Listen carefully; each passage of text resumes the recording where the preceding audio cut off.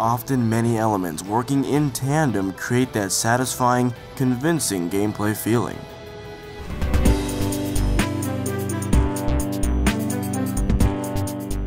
So this is my first Strider game. That means I haven't played any of the arcade versions or the home ports or the home versions. I have, however, used Strider Hiryu in Marvel vs. Capcom 2 and 3, so I think I'm qualified. Now, I'm not gonna compare this game to any of the old games, because I haven't played them, and I'm not gonna compare them to any of its contemporary similarities, like Metroidvania-style games, because I don't think it's gonna be all that important. I feel like Strider can stand on its own for something as simple as a concept of speed. Strider stars kick-ass future cyber ninja Strider Hiryu. In this 2D action-adventure game, you're on a mission to defeat Grandmaster Mayo, a powerful dictator who's oppressing the people of Kazakh City. Hiryu is the latest Strider to challenge the Grandmaster, a test that many Striders before you have failed. Your Cypher Blade, kunais, and special option attacks round out your repertoire for defeating the scores of enemies between you and your target. Taking down bosses and exploring the giant city will net you upgrades for both combat and mobility in preparation for the toughest fight of Hiryu's life. And that's Strider. But is it rated S? There are a few little things that contribute to Strider's overall sense of speed, but the first one is, of course, how he feels.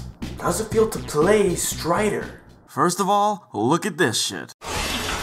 Don't even try to say that that is not fast. Now, being a ninja, you might think Hiryu is interested in hiding and stealthily dispatching all his enemies before they know he's there. But he's not. He treats cyborgs like a lawnmower treats grass. Very painfully. Strider's speed is way past fast for a game of this nature. You'll come into contact with enemies and be fighting them within the same second, so whenever you enter a new area, it feels like you're speeding through a war zone. This grand sense of movement comes from all the enemies firing at you with ranged weapons, while you only have your Cypher Blade. Talk about bringing a knife to a gunfight.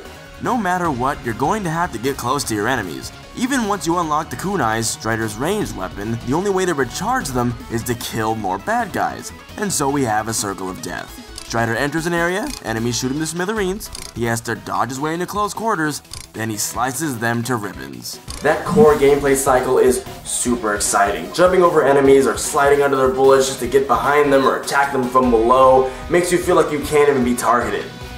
Or that the enemies are Star Wars droids. But in reality, if you stand still, you're gonna die pretty quick. That's why you gotta keep moving. It keeps the gameplay's pace up.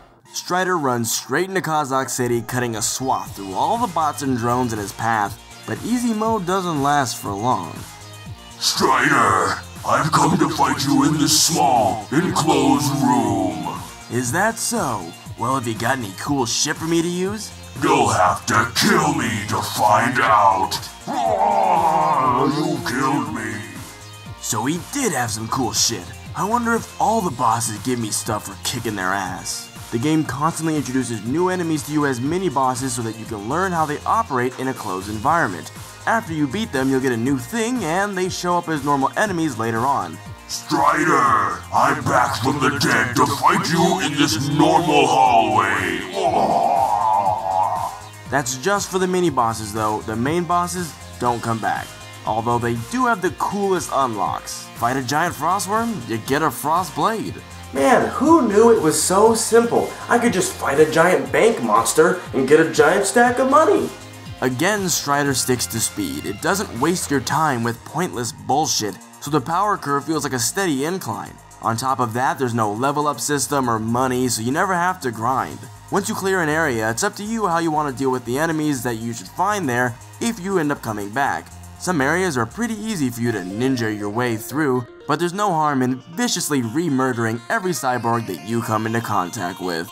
That freedom when revisiting areas seems like a small thing, but it's incredibly important to the gameplay. Because you find upgrades and beat bosses to get unlocks, grinding or killing stuff over and over serves no merit, so it has to be very quick when you're revisiting an area for any kind of reason, and because of the way the game is designed, you will be revisiting areas from time to time.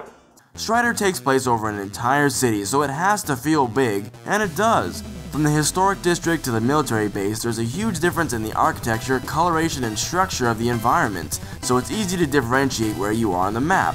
The earlier parts of Kazakh City are especially quite large and littered with unlocks and upgrades to find, so there's a lot to do. However, giving you everything up front would be no fun, so Strider incorporates the evil theme of backtracking.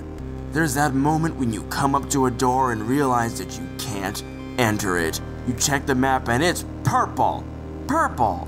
I don't have a purple thing, so what do I do? Well, you gotta come back when you got a purple thing. Backtracking is a polarizing subject, and I'm usually on the South Pole because A, it takes too long to revisit areas and find out where the fuck shit is, and B, I never remember where to go. But with a bit of ninjanuity, Strider manages to circumvent these issues. Not only does Strider feel fast, he can climb, slide, and jump his way throughout the levels nimbly. Once you've located an area of interest on the informative and easy-to-read map, getting to the new spot is usually a short endeavor. Even when traveling all the way from the left to the right side of the entire map, the Panther runs act as fast travel relays to cover massive ground as quickly as you do the normal areas. They're also really fucking badass transition moments. I mean, he jumps onto a virtual fucking panther. How much cooler can you get? The upgrades are really the main thing you're gonna backtrack for, but there's also the POW and the Strider symbols to collect as well. These each unlock extra content like challenge maps, concept art, and alternate costumes. You may notice that my Strider keeps changing colors. It's because I have a problem. A deeply rooted, mentally taxing problem. Completionists or others who have a lust for alternate costumes will greatly appreciate the speed in this case. Since the unlockables aren't shown on the map, being able to dash throughout each area quickly scanning for missed hideouts is a godsend. Now hold up real quick. Have you been noticing this little move right here? That's called the Plasma Catapult, and once you unlock it, the game is fully realized as a twitch-happy, in-your-face experience with tons of options at your disposal. The Plasma Catapult allows you to dash almost instantly in 8 directions, either on the ground or in the air. It's essentially a blink maneuver, which, as I've discussed in other videos, is a very powerful gameplay tool when implemented effectively. Strider gets it right. Even just calling it a catapult gives it so much punch and oomph. You can tell Hiryu really enjoys it, like it's the favorite of his new toys. I imagine he thinks of it sorta like this. Lasers? What, you're gonna stop me with lasers? Not today. Oh look, an electrified floor. Guess I'll just walk over it and get hurt. Or not. Hey dumbass, I'm over here cutting up your butt. Feels good, right? Oh wait, now I'm over here cutting up your ouch that hurt. Cutting up your face. And you know what? His love of this mighty tool is definitely justified. In boss fights or in large battles, the catapult is essential for navigating the chaos, and thanks to the very low cooldown, it's always there when you need it. This weapon hammers home the thrilling sensation of speed that this game builds up. It makes Strider feel even faster and his enemies slower by comparison. You'll zoom through any areas you revisit throughout the massive Kazakh city, and all the while the game keeps its heart rate dangerously high. The 2D action-adventure genre has been thoroughly plowed by now, I know, especially with all these awesome indie games that have been coming out recently, but I feel like Strider's unique spin on the gameplay mechanics that I don't really know how you could pass up. The way that its core is entirely imbued with the concept of speed, all of its elements working in tandem to make sure that the experience is all about being fast. It'll just leave you feeling like you're too quick to be stopped. So yes, Strider is absolutely a rated S game. Thanks for watching.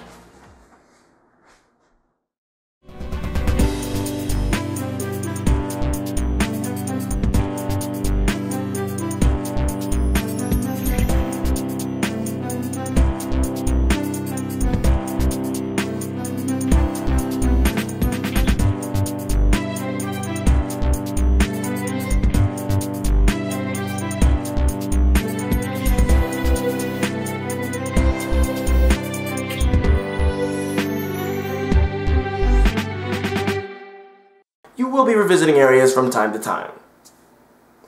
Finally! Shit! Oh my god, that was such a pain in the fucking ass. Why did I write this shit?